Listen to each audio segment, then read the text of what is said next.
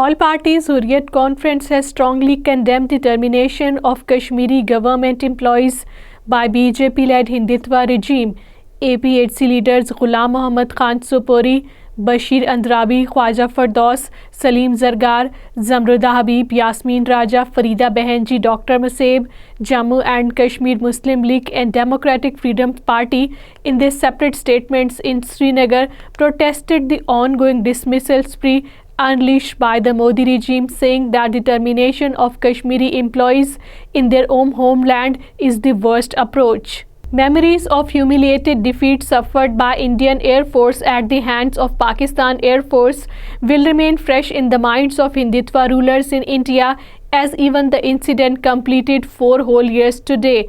A report released by the research section of Kashmir Media Service on the occasion said that it was on 27 February 2019 when Indian Prime Minister Narendra Modi, influenced by Hindutva ideology, launched a cowardly attack in Balakot a day ago. 24 hours had not passed when Pakistan Air Force made Modi to bite the dust through its Operation Swift Retort the very next day on February 27, 2019.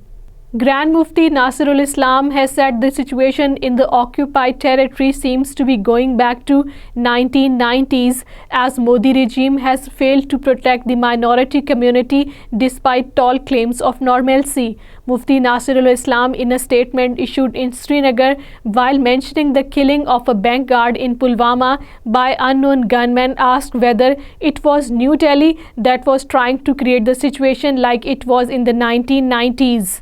Speakers at a seminar in New Delhi criticizing India's muscular policies in the occupied Kashmir called for a political settlement of the Kashmir dispute. Speakers including APHC leader Mir Shahid Salim asked that the people of Jammu and Kashmir were being pushed to the wall. Indian Border Security Force personnel were seriously injured and their weapons snatched by Bangladeshi farmers in a field along the India-Bangladesh border in West Bengal. More than 100 Bangladeshi farmers were stopped by the Indian BSF personnel from working in a field close to the border, which triggered a clash between the Indian BSF personnel and Bangladeshi farmers in West Bengal.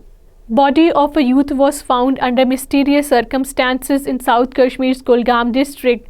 Body of a 26-year-old Adil Ahmed Khan was found lying in an orchard of the district.